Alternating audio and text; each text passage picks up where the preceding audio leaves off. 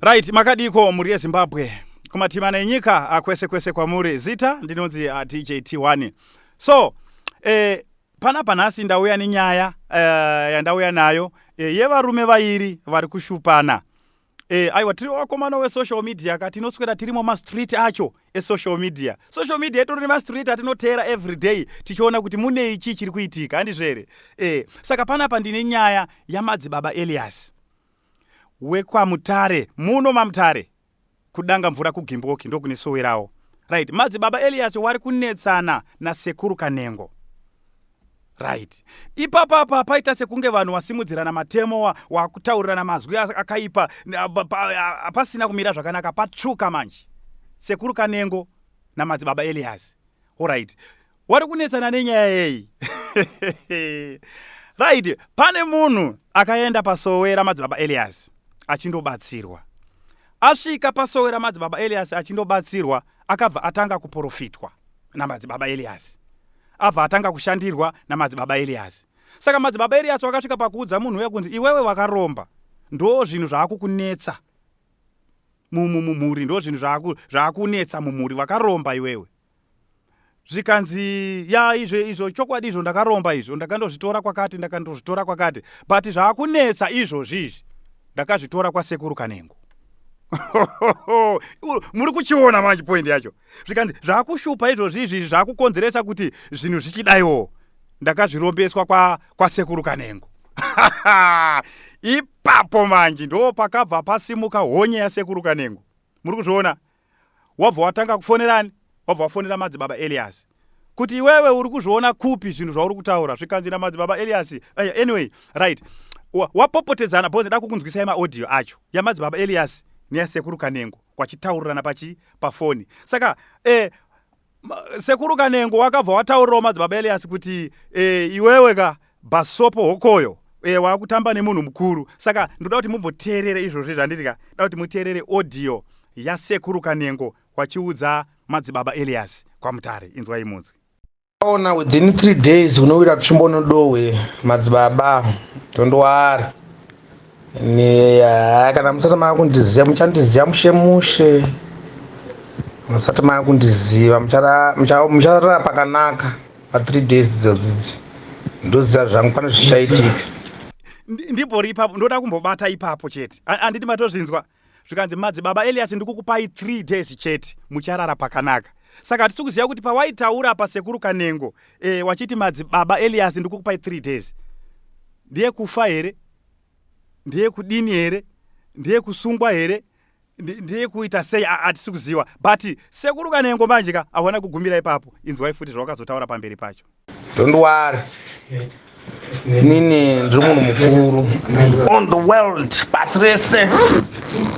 Mimiwo regatione ngatimboratidzana masimba ndeakudiwa apa. Toda kumboonana iwe neni kuti ndiani mukuru. Muri kuiona nyaya yacho yandiri kutaura. Saka kutaura kuti madzibaba Elias nasekuru Kanengo wabatirana matemo izvozvizvi pakashata pakuratidzana mapawa kuti ndiani mukuru. Ndofunga muri kunzwa mashoko ari kutaurwa nasekuru Kanengo kuti aiwa iwe uri madzibaba ka. Saka takuda kumboratidzana masimba but awana kugumira ipapo. Inzwai munzwi. Iwe uri watoti uri munhu waMwari ka, ini ndiri munhu waMwari wofutika. Bozvi zvinoshanda pandiri ka imhepo yandikapiwa nasekuru wangu. Iwe unoshanda nemweya mutsvene waMwari, hauna mhepo ka iwe. Ndikatione kuti iwe nini ndiani achazokumbira ruregerero. Saka handisi kuziva kuti nyaya yedu inopera sei kana kuti kukakawadzana gakava riripo pakati pamadzibaba Elias nasekuru Kanengo. But manje madzibaba Elias ka wakazotaura awo mashoko manje. Ndo andakuda kuti muchinzwe mashoko akataurwa namadzibaba Elias wachichipindura kuna sekuru Kanengo. Inzwai munzwi. Wagona shamwari, wagona, because ndaito kutsvagawo. Because inini handinotsvagi vanhu kudzimba dzavo, vanhu vanouya kuchechi vega. Onzi wewe mushonga wakapuwa naubva ataura zita rako, hausiri wewe wega wakataurwa. Saka iye munhu kana ataura iwewe ina handichichidzirwe neweni. Kana uri nyanga tinosangana iko kumapeni, hausi sekuru, unopana mudiki stereki iwewe. aiwa handisi kuziva mhuri yezimbabwe kuti muri kuiona sei nyaya yacho iyi. Ndimadzibaba Elias handichikidzirwe newe mufana mudiki iwewe, uri mwana mudiki stereki. Saka paita mhikisano, paita kupikisana kwamadzibaba Elias nasekuru Kanengo. Saka handisi kuziva kuti nyaya iyi inopera zvakanaka here maonero enyu. Saka toda kuifollowa, handiti ndataura tikati tinosweramo mastreet esocial media ende toda kuzoona kuti nyaya iyo iyi inopera sei. Gakavare vairi ivavavo regai tinzwe. Madzibaba Elias havana kugumira ipapo, wakapfuurira mberi. Inzwai munzwe. Hangatisangane pauda kuti tisangane.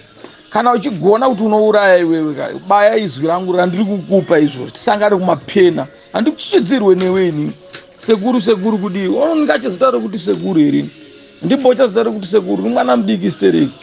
Handi kwauri kuenda. Alright, ndo zvanenge ndakakubatirai mastreet social media. Madzibaba Elias nasekuru Kanengo.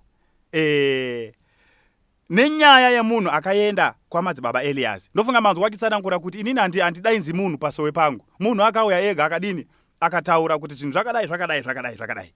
Ndimadzibaba Elias awo. Saka tichaona kuti nyaya iyoyi inopera sei. Ameno kwamuri yeZimbabwe kuti muri kuzvionawo sei. Saka toda kuifollowa nyaya iyoyi tisvike pakupera kwayo. Because madzibaba Elias wapiwa 3 days. Hatisiuziva kuti pa 3 days kugurwa musoro here, kusungwa here, kufa here, hapana ari kuziya. Saka tichazoona after 3 days tozombotsvagawo madzibaba Elias toona kuti wariko here kana kuti zviri kufamba sei. Thank you so much. Ngatisangane zvakare muchikamu chinotevera. Ticharamba tichipfuurira naye mberi tigoona kuti inopera sei. Mazvita.